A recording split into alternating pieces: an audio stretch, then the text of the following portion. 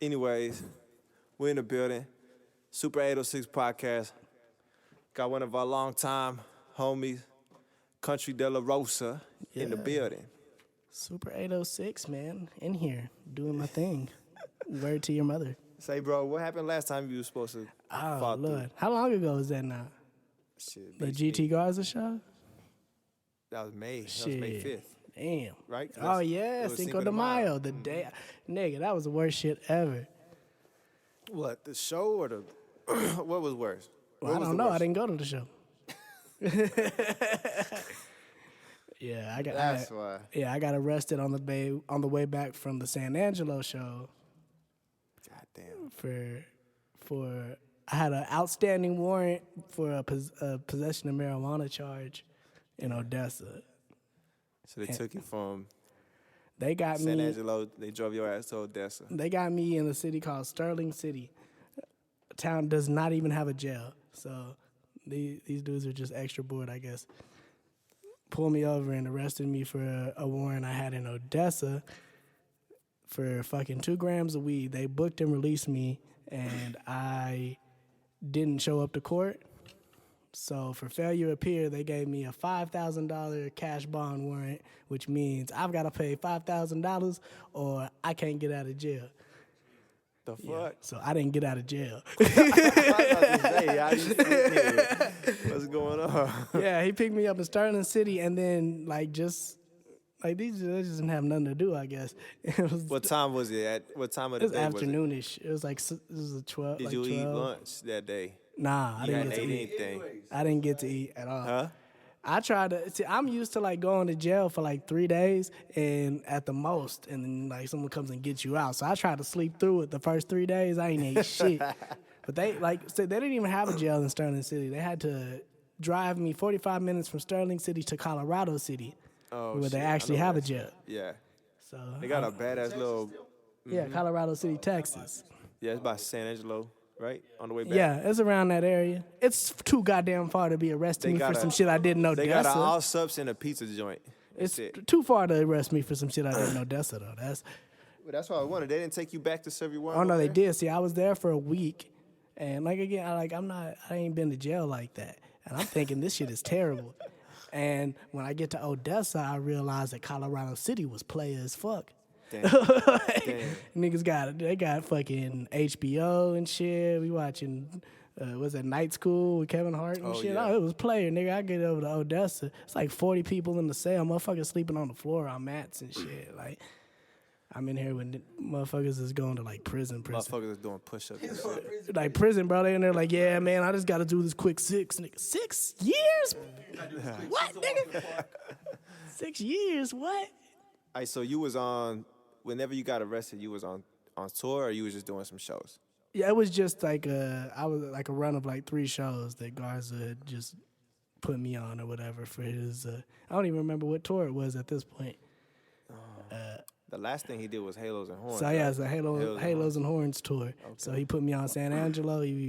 I wasn't even on Odessa, I don't think. He just plugged me on it or whatever. Yeah. Because he knows I know people here, so I was promoting. Do you consider Odessa West Texas? Yeah. Is it considered or is it? Odessa's the epitome? I think it's more far west than Lubbock is. Lubbock's technically north. Technically, right? That should be tripping me out to this day. Why the fuck we consider West Texas? I count West Texas from Abilene, everything from west. Abilene to the west. Yeah. So this is Lubbock's whether panhandle. It's up, whether it's down, really, you can still be northwest, southwest Texas. Yeah. If we're at the bottom of the panhandle. Where the handle meets the pan. Yeah, it's straight up. We're at that little piece that burn you when you flip it. So she's like, "Fuck!" The bottom of the panhandle burn my fucking. Lubbock's if not, West Texas lose a lot of credibility if Lubbock's not West Texas because that goes, Buddy Holly, Roy Orbison was from the Lubbock area as well. It goes on. I fuck with Odessa. I got a lot of homies out there that do music. What's Los Lonely Boys, Amarillo? Yeah. Yeah, from Amarillo. There's some country people from around here too. Yeah. I don't know everybody's name. Terry Bradshaw. Ain't What's the his Dixie name? Chicks? Terry Bradshaw from Lubbock. Not Terry. Not Terry. I'm tripping. Not Terry Bradshaw. Terry Bradshaw's an NFL guy. What's JBL? Jim Layfield Bradshaw from the WWE. He from Abilene. Oh shit. Yeah, Bradshaw from fucking Farouk and Bradshaw. Yeah. He went to Abilene Christian University. Davis, nigga. Matt Davis, who's that? I think the Dixie Chicks, Waylon Jennings. Dyke was Dixie the Rager Dykes. Rager Dykes. We got that. We got Rager Dykes in his There's goddamn. there's that. There's that. We got that one scene in La Mamba where he's like, Lubbock, Texas. Hey, no, low key, Lubbock's been on a lot of shit though. On the Django.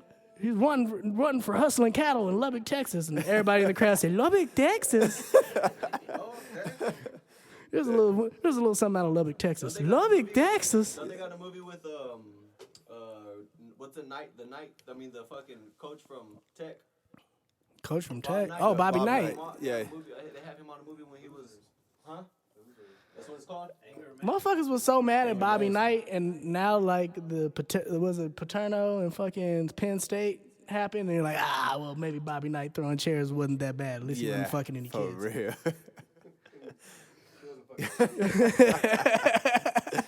I mean, that's really not to laugh about, but It ain't, but it could have been worse. I'm just saying they made it seem like Bobby. What's homeboy name from the football? Leach. Mike Lee. He put a kid with a concussion in a dark room, which you're supposed to do if a kid has a concussion. Lost his job. Who's Bob Knight and who's like Mike Lee? Bob Knight. Mike Leach. Bobby He Knight a was coach. a Hoosiers coach forever, like legendary, and then he came here. But the old one, the one that did the football at first. Mike Leach is the football guy. That was Mike Leach. Yeah. So then they came from Mike Leach to what? Kingsbury. No, it was that old nigga. He ended up going to like Yeah, was there one more? Tupperville. Yeah, Tuberville. Yeah, them were some sorry ass days for Tech. I'm sorry to say. Then we got Kingsbury. Now we got Kingsbury didn't do no better. But Kingsbury looked good while he was doing it. That's what he did. Like he wasn't that great, swagged his but position out, yeah, that's like it. he That's had it. Ray-Bans He on whenever he saw some- sucked. You see this But shit? I mean, he's in the NFL now though. Cardinals. Yeah, I Right? mean- no, not Cardinals. he's an OC for Cardinals. Yeah. Arizona Cardinals, who he's coaching. Yeah. I mean, he was a cold piece before that though. He was an OC. He's the one that like fucking made the whole thing for Johnny Manziel over at A&M. He was the OC for A&M. That's what got him the job at Tech. That's it.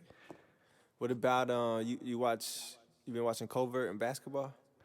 I don't watch college basketball that often. Mm-hmm. I don't really watch college football either. It just kind of gets stuck in my face Because because I know many people from Lubbock. It does make me dislike Texas Tech a lot because so many people are so diehard for it. Yeah, I feel you. Hey, y'all going outside? Yeah, smoke a cigarette. In my center console is a can of dip. Will you get it for me? This Got is you, the player. this is Dip, the, nigga, like bean dip or like dip? like Copenhagen. Oh, dang. Hey, if you hear it in my rap song, it's real, bro.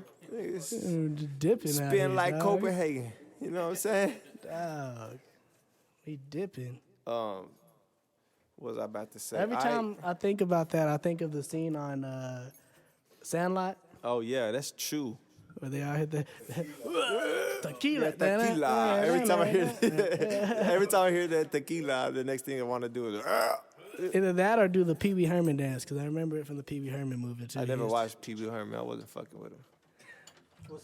He seemed like a weirdo. But you know what's fucked up is we made him seem like a weirdo. You know what he lost his career over? Because he went to a fucking movie like theater where they show porn and Yeah. got caught masturbating. But like, So he is a weirdo. how's that? I mean, it's a little weird, but like, what are you supposed to do? Like, you're supposed to just like enjoy the cinema of the porno? Of course. Is that what it is? Because I'm telling you right now, I don't watch porno unless I mean business. If I throw a porn on, it's because you know what I'm saying? I'm coming to do it. So I didn't like, let's see the transitions in the storyline here. Yeah. See what kind of fucking production quality this shit's got going. Hey, so, besides Texas Tech football and porn, this nigga got Like, this has already started out as a weird. Nah, but this is natural though. I like this shit. I've been anyway, I've been doing this podcast shit almost a year now, and I've been slacking like a motherfucker, so I ain't got a lot of episodes out. But I think you got to understand, I don't just do podcasts. You know what I'm saying? I do a lot of other shit. Does everything. Jack of all offs.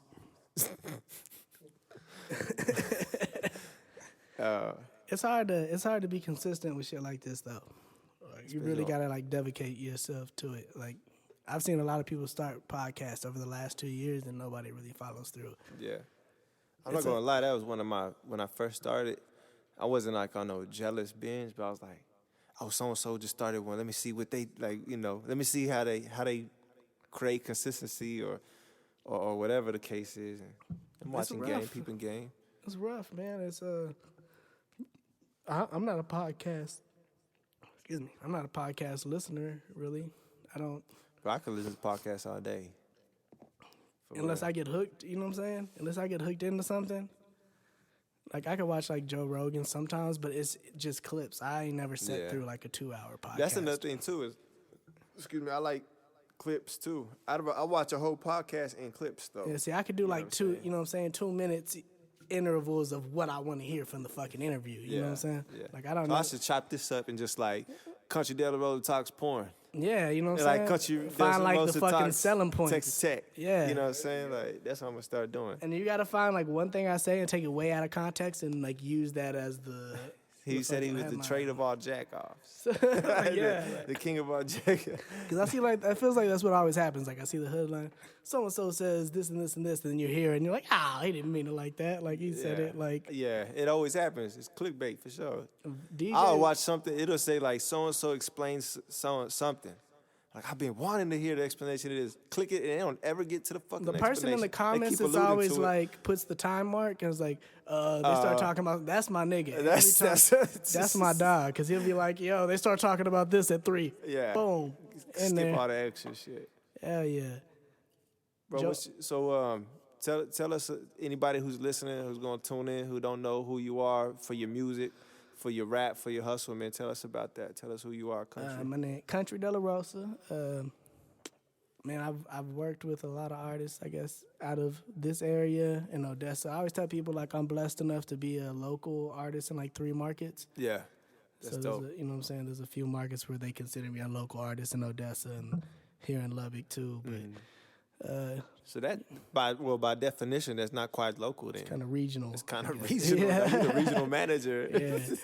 So, that's really it. But artists been trying to do this for the longest ever. How many songs do you think you got out? Oh, song out? Yeah, out. Released, like, for sale right now, like, on iTunes, I probably got, like, 60. God damn. Run up them numbers. That's probably exaggerated. But, you know what I'm saying? Somewhere like that. Like, I mean, I got... More than 20. Less than 60 in that area. I mean, I got a full album. I've got, like, 3 full albums, I think. 4 EPs, something like that. Yeah. 2 or 3 joint projects with other people, you know what I'm saying? I got my longest album ever that we just did is, Tragic, which has been for like 3 years we've been working on with Josh, and that's 19 records. Damn. Like, that's like a 90s album. Yeah. It's not. Well, I don't know. People are bringing that shit back. Fucking, what's Chris Brown, like 46 songs or some shit on Indigo? Even A1 from here in Lubbock dropped this fucking song, album with like... Yeah, see, but he too has been... 30 goddamn songs or something. He been promoting that record... For years, since the fight. I was going to say, since him and Vase fought. Since the fight, bro. So, I mean... He been marketing that one. Hey, shout out to A1, though, yeah. For real. Excuse me. I just burped. Shout out to Vase, too. I fuck with Vase. Yeah, I fuck with Vase, too, man. Me and him got some history. You got to have some kind of clout if getting in a fight with you, like... Because I'd never heard of A1 before that. Yeah, you're right. So you got to have some kind of shit going on that if just fighting you created a whole platform for this dude. Like, that's his whole selling point. Like, even the album cover is a fight. I mean, that album, you're right, but I don't think that's quite his selling point. I think he just took that energy and ran with it. That's what he tried to make it. If he would have dropped that shit the year that shit happened, it would have been out of here. Yeah. Now I'm not as interested. He's good, though. Yeah. Just being frank, though. Like, marketing, wise. You got to jump on your Bro, that's the fucking biggest. I chances. think that's a huge, like, what's the word? That's a huge challenge for artists coming up. You got to take advantage of Marketing your little spark. costs money. But Really, marketing equals money. That's one thing I regret the most. I think is whenever I first started fucking with GT, GT Garza, and you know, my buzz was probably at its peak when I did my album with him, and I didn't take advantage of that shit the way that I should. I didn't know what I know now either. But How old were you when you did that? When that started?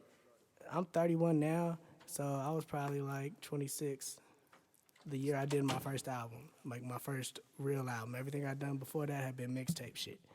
So that first real album was through La Máquina or through GT? That was through us. Okay. We did that ourselves, and we just got him on a feature or whatever. Like, you had the album on it, cool. You were one of the first people who actually, like, messaged me, like, a video of you and Duke jamming the album and shit.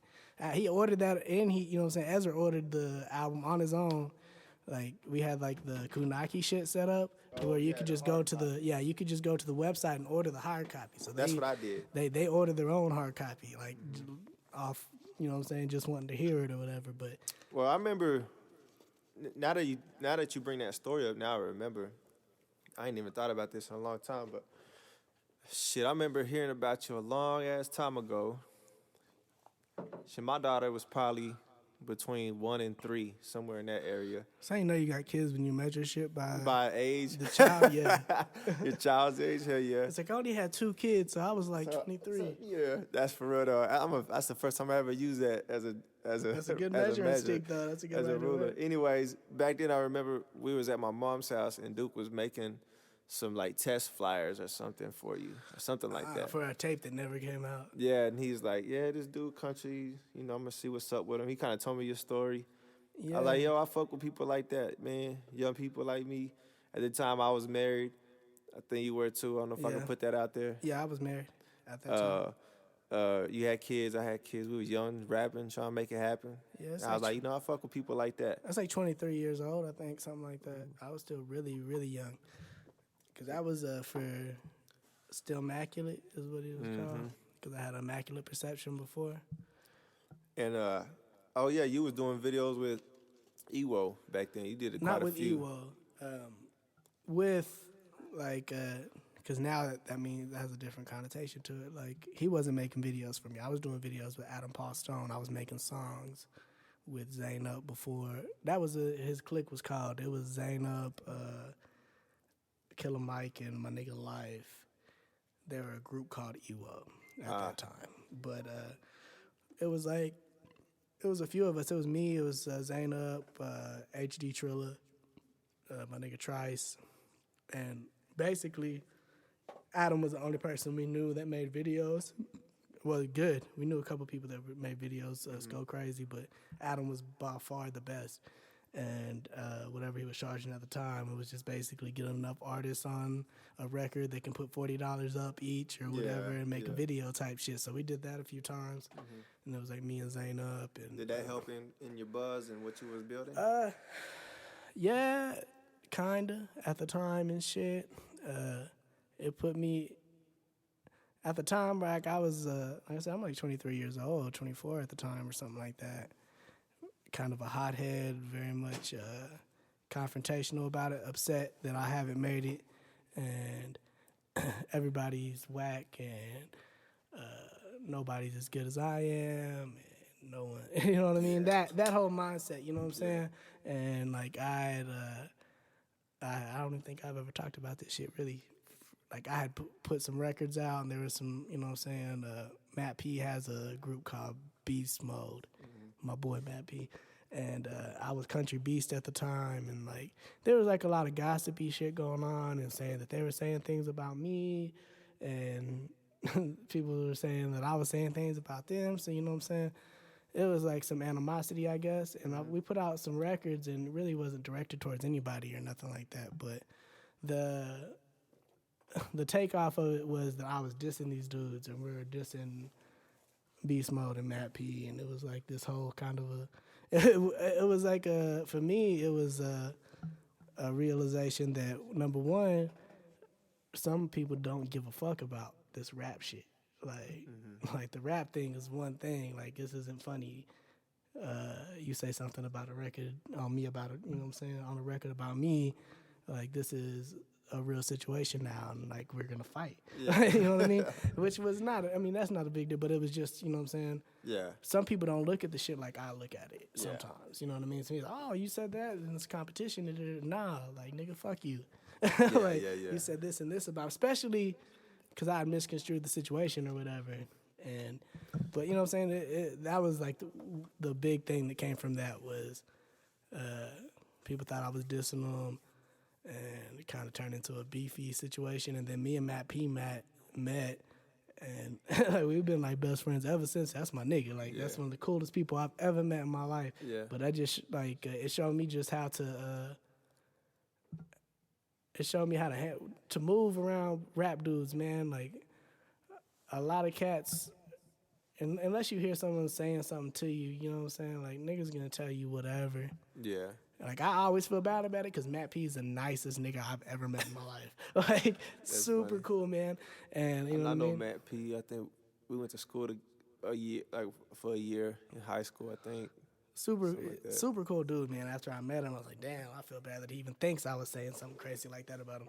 But that was the main thing that came from that situation. And So what happens after that? After let's see, you I did. think we fooled around over here, and like I done a couple mixtapes and shit, and Dat Piff, and just like stealing beats or whatever the case was. Sometimes you gotta do what you can. Like years though, like I think I started rapping when I was like 13, like recording records, not like Not rapping in yeah, like I didn't really do nothing before that. Yeah. We So you didn't play sports or nothing in high school? yeah, I played sports, Yeah. but you know what I'm saying, like as far as like music went, like we jumped straight into recording songs, and I hear like you. I wasn't freestyle rapping, I wasn't battle rapping, I wasn't nothing like that.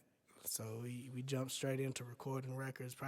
I can see that though, but when you see Kuntry when you see you in a studio, it's like you're always familiar with that. That's one thing I always tell people is like we learned how to write songs before we learned how to be good rappers. Yeah.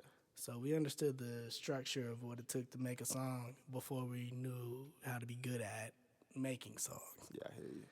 So that was a cool thing. We did that, and that was like in Arlington, Texas. Like, Have you ever had maybe not famous, but like at least someone in a public eye a little bit more than you reach down to give you some feedback? I mean, I would say obviously probably Garza.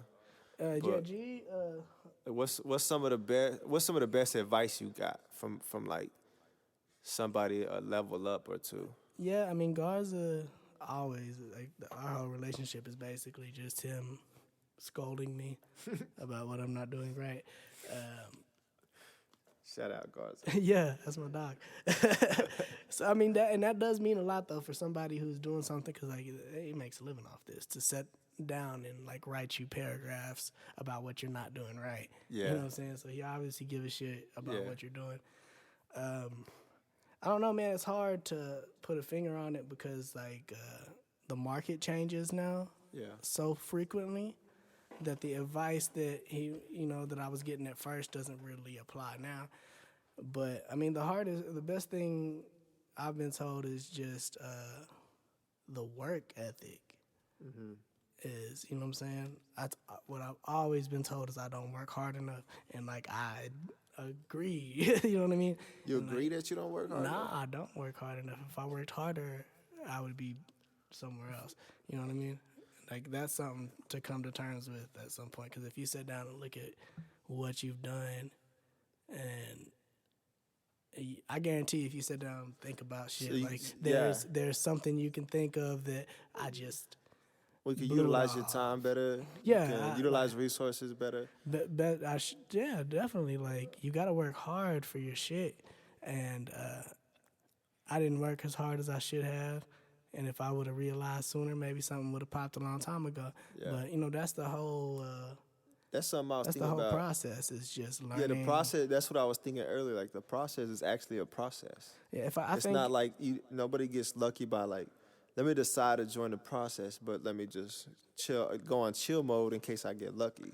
Yeah, and Like, no, that's not gonna happen. You have to go through the process. yeah, and you gotta fuck up to realize that you fucked up. Like, Yeah. how do I know? I don't know that I did something wrong until it goes wrong. Like, I ain't, like, that's the biggest thing I've told people, like, that I've learned is how to spend your money wisely and how much money it takes to do shit. Yeah. And you know what I'm saying? I can think of countless shows that I paid to be on that it was wasted money. You know what I mean? Yeah. Not because the show was trash or I shouldn't have paid, because I went and did this show and didn't have anything. I didn't have flyers. I don't have a CD.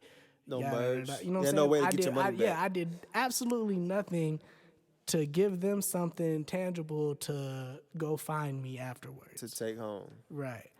So, like, you know So, what I'm saying? so it's like you paid for a billboard, but never put your billboard Yeah, up. it's like paying for a billboard and leaving it blank. Yeah. Damn. Hey, artists, y'all better take note, man. That's the biggest thing. Spending money wisely, always giving people something to take home. Like, I went on tour with Nick D, and that was like 100%, kind of like what J9 did with Lowids, where it's just nothing but local artists, and we're going to these places. And there's a couple people on these spots they haven't been to shows, and I don't know what they're expecting, I guess. A lot of these shows are not going to be 70, 80 people. Yeah. They're not going to be 20, 30 people. Yeah. But, you know what I'm saying, people, that's at the level that we're at, like, you're looking to walk out the door with 3 people that bought are gonna something, go, or they're gonna go or that are just follow. gonna be legitimate followers Yeah. of you after that. Like, if you walk out the door and one person is a fucking legitimate fan, Yeah. and like I found like every person that's ever come talk to me and like at a show, I'm like, oh, like they're actual fans now. Yeah. Like, everything I put out, even if it's just these handful of people, but you know what I'm saying, then they go tell somebody else. Like, if you can just touch one person and make them a fan, like a real fan of your music, Yeah. like, that's a fucking win. You know what I mean? Even if there's 15 people in the building, whatever. Like, you walk out of there with one person that never heard you before and is gonna go listen to you every day now. Yeah. Especially now that, you know, shit's on Spotify and shit like that. With me anyway, I don't know how, you know, everybody else. That's like the coolest thing. Is like, oh yeah, I can just give you my name now and you can Yeah. go pull it up on Spotify or whatever. But that's what you want, man. If you can touch 1 or 2 people, they'll fucking go and promote you. Yeah. It's not about, you know what I'm saying, you're not going to have a fucking crowd of 3,700 people. Oh, this nigga's the next big thing. Yeah. And when you do, Crowd surfing know, you out of the building type shit. Like, yeah. When you do, they're probably waiting for the headliner. You know what I'm saying? You know what I'm saying? So you really gotta And so, you know, understand the value of the people in front of you. And like another thing too is like, if you're doing these shows where it's just local artists, like the best place to be is like the first 3 slots. Oh yeah, I tell people that all the time. Put Like, me 1, 2, or 3. you want to be the first. That's when everyone's there. 'Cause a lot of, especially like Lubbock, Odessa, you're doing a lot of performing for other rappers. You're performing for whoever else is on the bill type shit. Like, which was. That's a big hurdle. That's a big thing I want to see changed in the culture, man.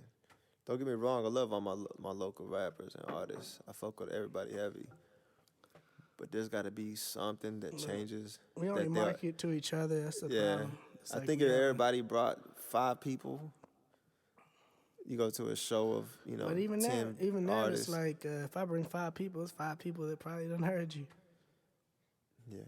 But I mean, like, bring 5, like, fans. See, and that's You know what I'm saying? So, like, it goes kind of back to what you were saying. So, if each artist was taking their time every day deliberately to gain fans, that means, like, engaging on their own without a show, without an album, or without something like that. If they take the time to engage with fans, gain 5 to 10 fans in your city, every time there's a local show, there'll be 20, 30 actual fans there that you made. You know what I'm saying? I did a show with this dude. I can't never think of this dude's name. I think his name is Recognize. But he's like this cross between like rap and country. From Tex label? He fucks with like that. Them not. Black dude. Yeah, Recognize. Recognize. W-R-E-C-K. Yeah. Oh, okay. So, Recognize. Okay. He's got like this. It's like a country. It's like if Tech Nine made country music. Like he always makes hear those you. little, like I don't know what those are called, little clip videos. They're like, what if Tech Nine made da da da, and it'll sound like 40 okay. seconds of some crazy song that he's got. Okay. But you know what I'm saying? It's country shit. You know what I mean? For the most part, I got to open up for this dude. I'd never really heard of him. I'd seen a couple of clips, but like the complete difference in energy for the because there was a bunch of country music fans that are coming to watch this dude. Yeah. So I'm opening up for these people or whatever. I have songs for that too, so it works. But these were all people who came to hear music. Yeah. I feel I you. was the only opener. There wasn't any other rap artists that were coming to perform that day. Everybody who was in the building because they were a fan. I hear you. And they came to hear music. Like the energy was like way different. It's a whole different, it's more accepting, I guess. Well, when yeah, you get 'cause used then to being around rap yeah. crowds. And then with Nick D, whoever books his shows, they book us with like metal acts. Right. So we're- Okay. Now that you said it, Nick D again, because I was about to say something.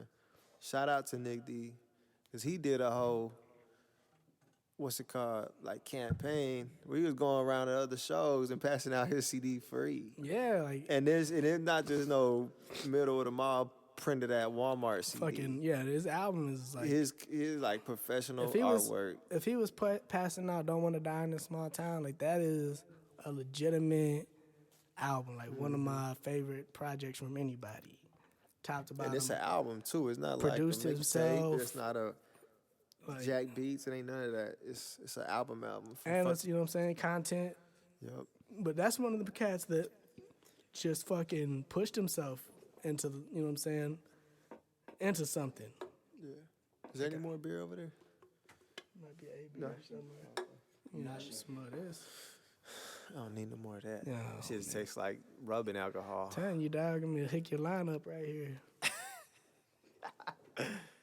Man, I don't know. We kind of on some serious energy, but man, me Nah, and you man, been Nick known to D- fool around, get funny. No homo. You can't say that no more. It's triggering. Oh, pause. Nah, man, Nick is that, like in the last 5 years, bro, I probably met the most impactful people to like what I do musically. Yeah. Within the last 5 years, like between Garza and then everybody at the orphanage, Yeah. and then Shout out to the the orphanage. orphanage VLP, Nuno. Nuno, the homie, come through sometime. Meeting Nuno, wanna Josh, talk like to meeting Josh Stone was like the Who's fucking. that? Just kidding. And that's like the big. I tell people so much, like how fucking transcendent it was for me to meet him. Explain that. What you mean by that? Like, I've always been a huge fan of music as an art form. You know what I mean? Like, I was listening to Stevie Ray Vaughan since I was like 3 years old. Like, my dad forced it on me. Yeah. So it was all that. Like, rap came as like a secondary thing. I was in a small town, only 1,500 people at the most. We don't have a rap station. We have a top 40 pop station, a country station. Damn. So I heard rap, but whatever was in the top 40. Some Nelly, Country Nelly, Grandma. Bone Thugs and Harmony, MC Hammer. Damn. You know what I mean? Like, depending on the year. So, you know what I mean? I did rap, and I started rapping like 13 or 14 doing songs, but it was just I wanted to sing, and I probably couldn't sing as good as I wanted to sing. I always thought that you got to have a band, and you got to have people who are musicians. You got to have at least 6 other It people. was probably with you. different back then, though. Yeah, like you whenever, couldn't just like, pull yeah, a beat off of no, it's YouTube not, and sing it's- to it. Well, I mean, you could with rap. You know what I mean? But I'm you talking about probably as far as could've- like singing, like I think back then I would have back thought then, too. I like- think I need a band if I'm trying yeah, to the sing. process of the way my mind worked was like there has to be, you got to have a band, you got to have this and this and this, and I heard Nelly doing what he was doing, and it was closer to what I liked. I was huge on like '90s pop, fucking Oasis, Backstreet Boys, yeah. and I mean all the classic rock shit my Oasis, dad so was they're the on. ones that sing the. Wonderwall. Okay, yeah. Yeah, Oasis is the truth. I would listen to them to this day. To this day. But I think it just you just need a beat to rap, or you can go download the beat. Oh yeah. Yada yada yada. Like I think until I was doing music like 15 years before I met Josh, and then realized that he can play guitar. He came up in like church, so he knows how to read music. He can actually hear keys of the beat and shit like that. He can sit here and find the key, every key that's in the song, and set your auto tune right or whatever. You know what I mean? Yeah. The first song me and Josh did together was "Awake," and which was completely different than anything I'd ever done. Right. And it ended up being like one of my biggest records till now is "Awake." Everyone loves that record or whatever, but just opened up a whole new creative side of shit that I didn't know we can make this kind of song. Right. Implement actual instruments and actual melodies. Now I and got keys somebody and... who I can literally just say, this is what I want. I want to do a country song. And he can deliver it. You know what I mean? Yeah. And like I was so obsessed with that for like the first both of us, I guess, for a little bit. Yeah. Like for the first 3 months, you know what I'm saying? For me, it was just having somebody who can create this. And I think for him, it was nobody wants to make this shit. So it's interesting to him too. Yeah. Because ain't nobody just asking him to, let's make a country record real quick, or let's do a cover song of this or whatever. You know what I mean? Yeah. So he sat for like 3 months and just made shit. And it was like 90% of this shit probably won't never see the light of day. Just cover songs and pop songs. That's that XP, man. So you growing. Everybody but, growing. You know what I'm saying? Yeah. As I fucking study and I start looking at the artists I want to fuck with, and like Chris Stapleton, right? You know what I'm saying? Tennessee Whiskey. Huge song. Yeah. 7 years before that, before anyone know who Chris Stapleton is, Josh Turner has "Baby Lock the Door and Turn the Lights Down Low." Chris Stapleton wrote that years ago. You know what I'm saying? Okay, that's cool. So this dude's a songwriter. Yeah. Off the jump. Ed Sheeran. I like a lot of Ed Sheeran. Yeah. Justin Bieber. What's that? My mama don't like you, but she likes everyone. Ed Sheeran wrote this record. I'm like, Ed Sheeran made me like a Justin Bieber record. You know what I'm saying? Yeah. Like, so I'm looking, and everyone that I fuck with writes records for other people. Yeah. You know what I'm saying? So I'm like, now I have this tool. So maybe whenever me and Josh sit here and make this country record or this pop record, I can't put this on nothing for me. Right. But you know what I'm saying? This is tool. You know what I'm saying? It's a tool now. I have another weapon. Now I can write a record for this person or whatever. Like, it's real freeing as far as an artist, man. And well, it's like leveling up. Like the same way with me, like lately I've been on the same tip. Like I want to write songs, I want to make beats. And at first when I had those thoughts, I'm like, man, if I do that, then I'm gonna give up the artist rapping side. But it's not giving up. Giving it up is adding to it. Yeah, it gives you... Because then whenever I'm ready to go back, I have all that XP from learning beats, melodies, chords. And then it gives you, like, as a writer, like, the last 2 years, I've actually got to do, like, rap shit for other people. You know, write rap records for someone else. But it gives you a whole nother thing to express yourself. Like, I have so many lines as an artist in my head about, like, trapping and certain shit like that I don't do, that I can't necessarily use, but this shit is clever. Yeah. So, you know what I'm saying? My bad, I'm looking for my phone. You know what I'm saying? It gives you a tool. You know what I'm saying? Now I can write about these things. You know what I'm saying? Yeah. And I can even be like I'm in the shoes of somebody else. Yeah. You know what I mean? Yeah. And I've got to write as this person. It's almost acting. Yeah. You know what I mean? And it's a whole nother creative outlet to be writing for somebody else, knowingly writing for somebody else. So you would say you're a strong writer? Yes, I think that's my biggest attribute is I'm a good songwriter. Yeah. That's cool. I like that. That's my biggest thing is like I feel like I can write a song for anybody. Did you watch that shit on Netflix, that Rhythm? I did. You see that the dude that won was a songwriter? Exactly. So it's like songwriting's got to be like it's got to be like a check mark on the list of, really, if you're going to get to that level of artistry, you got to be able to write some songs. My whole shit is like, I just want to be able to make this in some facet of it my life, what I do every day. So if I can find a way, because I'm gonna make music anyway. Yeah. You know what I mean? So if I can find a way to make it make money, whether I means I'm writing songs for you, you know what I'm saying? But I have fun doing that. You know what I'm saying? Right. Like, I'm if I can make what I love, this is what I love. This is the only thing I've ever loved to do as far as the craft, as far as like it's the only Hobby, thing I've probably anything. ever been good at. Yeah. You know what I mean? And had people say, "Oh, you're really good at this." You know what I mean? Yeah. So if I can make that what I do every day, like I have to work sometimes too. Like I'll have my spills where I have to go have a job and shit like that. But it fucking sucks, and I hate it. And I hate have to get up every fucking day and do something that I hate to fucking do. Shit, you know what I'm saying? If you got to do it, you got to. You got kids, whatever. You got to do what you got to do. Yeah. So if I can find a way to make this shit make money, and I can get up every day and be doing a facet of this, whether it's writing songs, I'm A&R 2 artists albums now, which is basically finding beats, finding features, track listing, coming up with the concept for the record, making their album whole. Yeah. You know what I'm saying? Like I love that shit. That's my favorite part of making an album. So is if I finding the handed track you, list. I could hand you 16 songs and you can Yeah, put we a can turn that theme into to an it. album. Like say this one and that one go together. We Right. need to do We this. probably have to add something or something, but you know what I'm saying? I'm gonna do that. I'm gonna send you my track list. Do it. I'm telling you, that's my favorite shit to do. No one had, only 2 people have done it so far. I've been talking about this for 2 years. And if you have records, give me the records and we'll turn this into an album.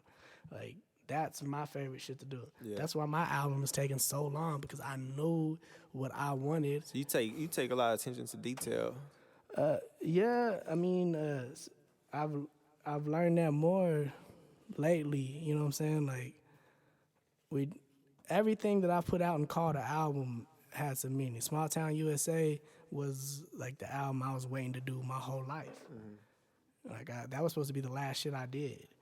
Like I told my cousin, I was like, "Yo, if we're gonna do one more project," I got custody of my kids at the time, working a 9 to 5 telemarketing. Yeah. You know what I'm saying? I was like, I can't dedicate myself to this. But if we're gonna do one more thing, my cousin's basically been my financial backing and everything. Yeah.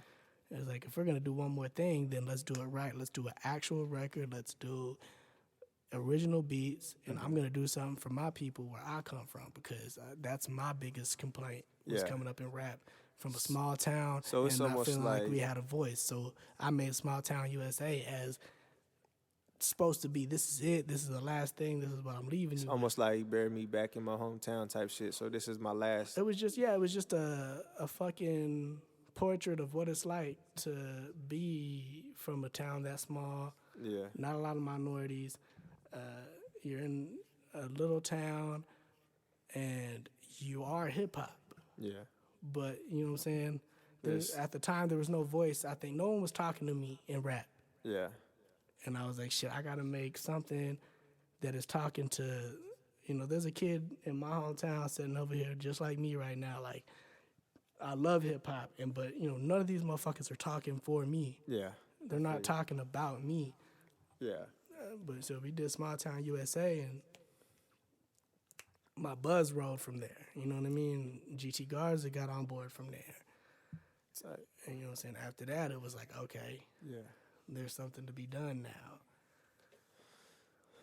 So what? It's always been attention to detail. So you do that. We do Dark Days, me and Garza. Do Hereditary for my dad. And I think even Daydreaming Rest at in Night peace. was just like a compilation of songs that me and Josh had done together. And I sent them to GT Garza. GT Garza chose the name, suggested the track listing from the name that he put out for Daydreaming at Night. I backdoored and made all those tracks fit into that concept. So Daydreaming at Night was a concept. We got all the records. I called Josh or whatever and tell him, well, I need you to produce these skits in between. I think it was like 4 skits called Dream Sequences that tied all these different songs together, which is, Daydreaming at Night in itself is like, it's like a rap record. Yeah. It's just a rap record, and then we have Awake, a fucking top 40 pop song thrown in the middle of that record with nothing else on that record that sounds like Awake at all. Yeah. So, but it was like, that's where I kind of learned about tracking and how you can make shit work. And I'm working with Josh the second time around. We make a few records, and all the records end up kind of having the same vibe, I guess, kind of content. Right. And I've had the name for Tragically Ever After since 808s and Heartbreaks came out. Oh shit. Like, Shout out I Kanye. always thought that was a cool name. I just didn't know how to use it. Yeah. We start, finding the records and okay, and I got a concept. Like this has to be the concept. And it's once I got stuck on that, and then it became bigger. You know what I mean? Not just okay, these records, and then like my mental health shit started, you know what I'm saying, getting I didn't get diagnosed until 2 years ago. So like I've gone my whole life thinking my depression and my anxiety that I feel and shit is just me being a crazy motherfucker. I didn't know it was. So like a lot of that played into it too. So after that it was like, okay, so a lot of the shit that I'm saying, a lot of my behaviors are due to my mental health. And it became even bigger to me than, okay, now I'm painting a portrait of something. Yeah. I'm painting for, like, anyone who follows me on Facebook can see, like, how up and down I am emotionally.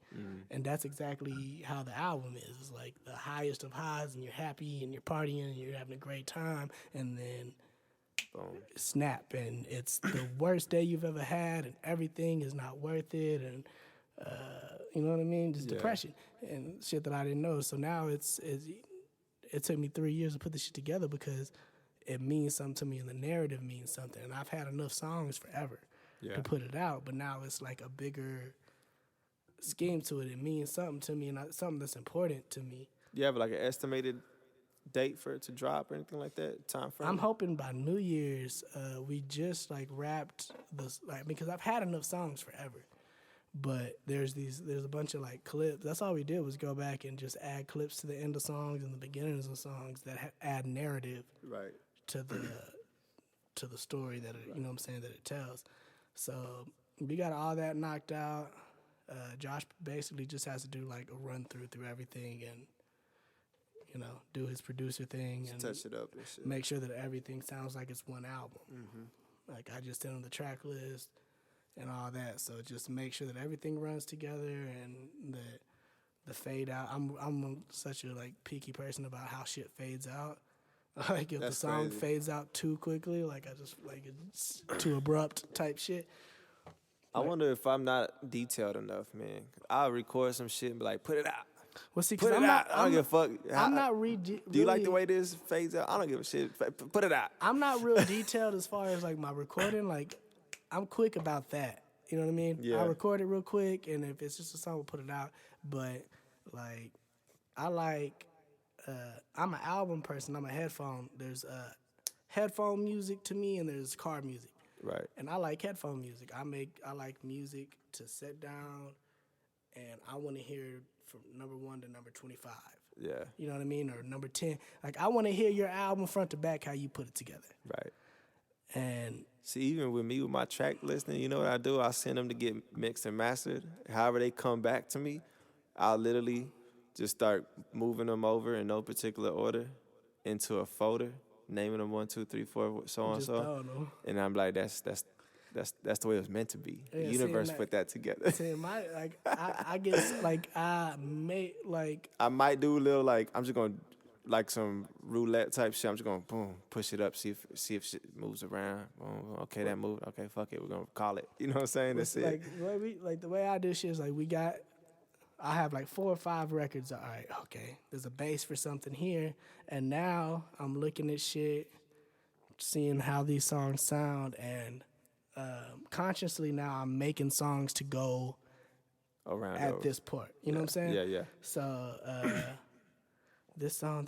So I need these 2 kind of songs to go right here. Maybe I even have the beat, and I know what song or what kind of vibe needs to go right there. And now I'm consciously making records to go in a certain place of the album. Right. You know what I mean? I need it to be really sad towards the end, so I've got to make these sad records at the end.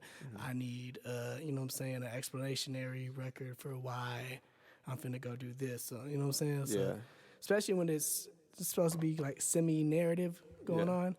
But that's, I'm like that's the only thing. Like everything else, mixing, like I don't think I've ever had to like call Josh and be like, fix the mix.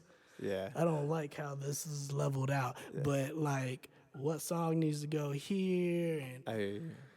you know, like I'm so picky about it because it means a lot to me. My favorite records, Yeah. you know what I'm saying? My Wanna favorite place albums, it's smooth. Like, Yeah. Get Rich or Die Trying, I think, is a good example of an album that you don't gotta skip. Yeah. You just let that bitch play. All the way through. You know what I'm saying? Like something kind of euphoric. Whatever the fucking Euphoric. word it is. Yeah. Euphoric, Like, yeah, definitely. Whenever you're done, like with the whole thing, like I feel like every time I finish like with the whole project, and I've like set up my thing, and I'm listening to all the songs play like all the way through or whatever, and you just sit back and be like, God damn. It sounds good. And I think, fortunately, I'm Came pretty together. descriptive. Like It's such a high.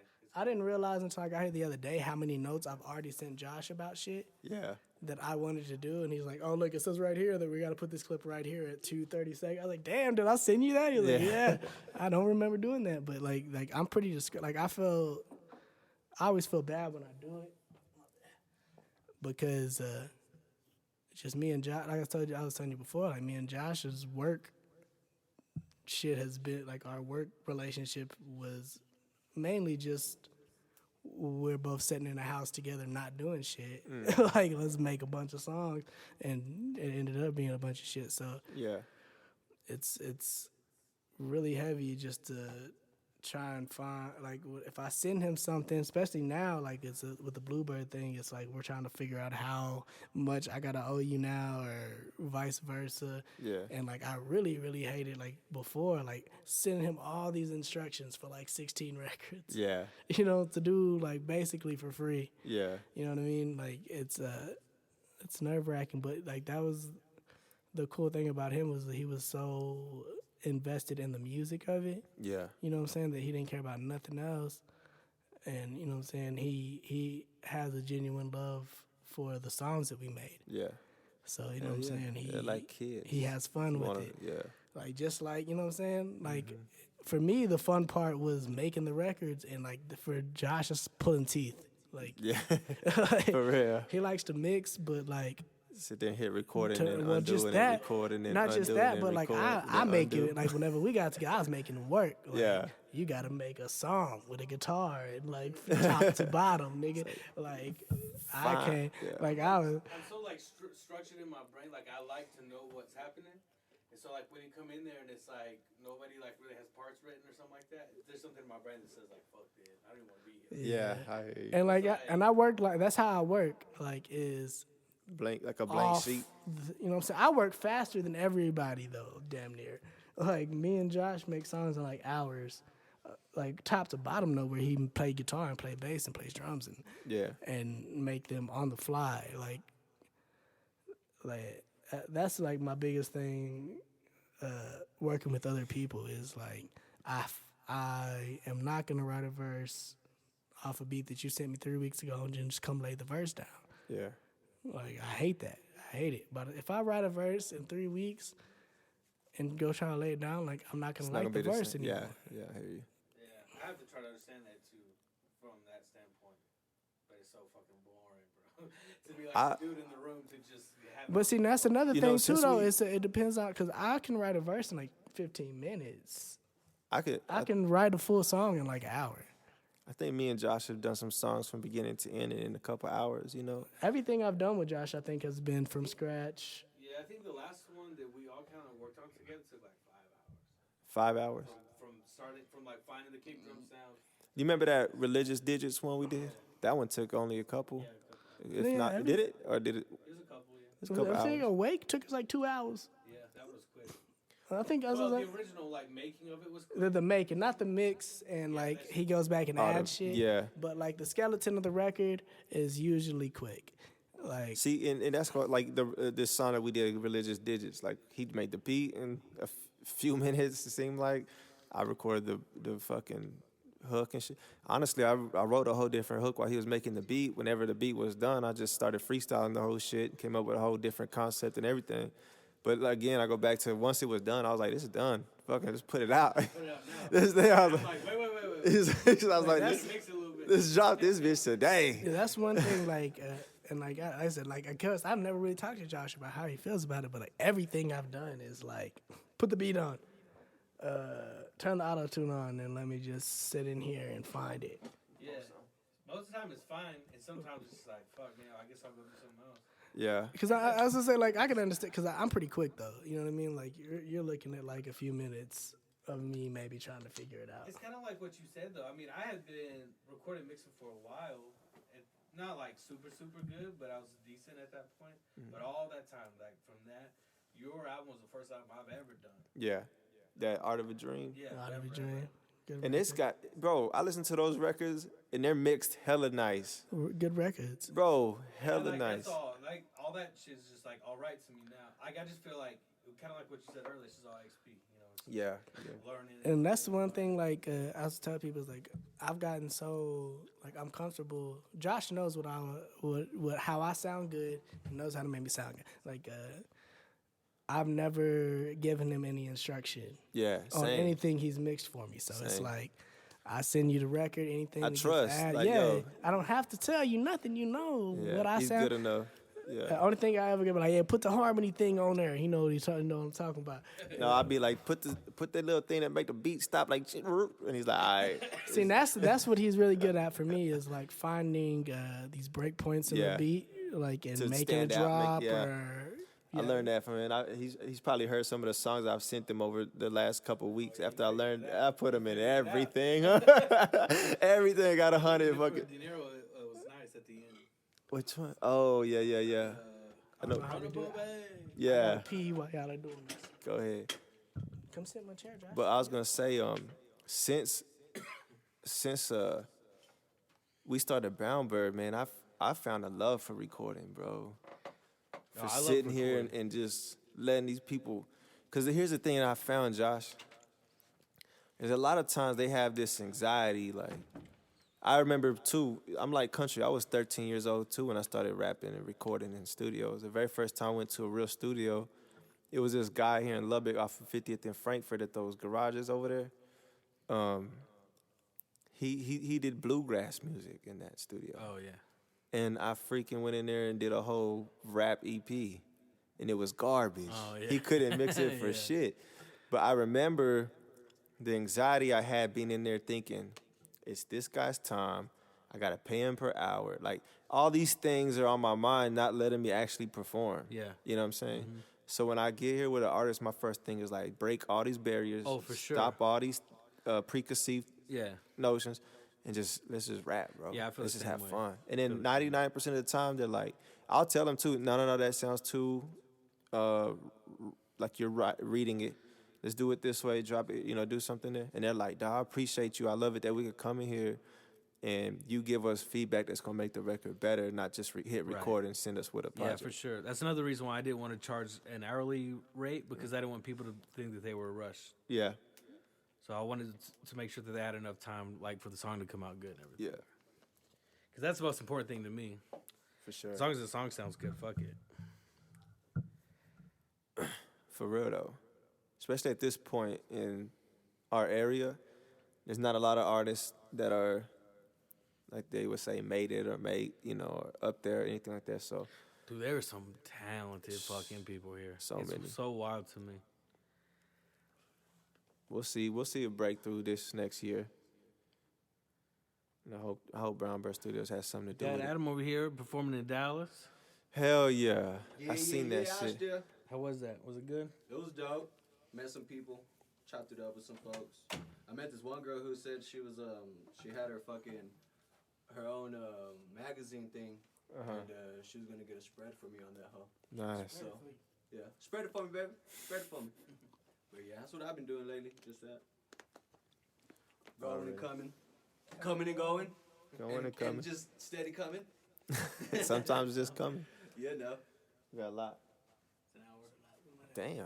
Cut it up a little bit. Nah, we gonna let it all ride. All right. Fuck it. Cut out this part while I do drugs. Cut it up, cut it up, cut it up, cut it up. We'll go ahead and end it, man. Shit, Kuntry, thanks for coming out, fucking with us I was like, hey man, for sure. on the Super Appreciate 806. y'all letting me having me here. Yeah, no problem, man. But yeah. Hey, My Hey, podcast let us- be next soon, Yeah. one day. Let us know the last thing where we can follow you, what to expect from you, what you want us to go check out right now. I want people to start running your numbers up, man. Tell them where to go. Kuntry Dela Rosa, man. I'm on any streaming platform available. But, you know what I'm saying? Tragically Ever After, hopefully by New Year's, we'll have that out. And that's everything to me. That's all your eggs in that basket. That's not success-wise, but as far as that's me, you know? Yeah. That's everything I have to offer as an artist. I put my all into that shit. It was everything that I believe and feel and shit. Like, that's, like, I put myself through depression damn near making this album. Like, and like I told you, I was telling you earlier, it was like a toss-up between knowing whether or not I'm depressed because I've got to make these songs and I've got to talk about this shit, or I'm talking this dealing shit, with shit, yeah, you know what I'm saying? So I have something to say. Yeah. It's a big deal to me. Yeah. All right, Kuntry shit. We'll get with you, man. Lubbock, Super806. Y'all go fuck with the kid, man. We'll get back with y'all. Me and Ezra Mills might make a song at some point.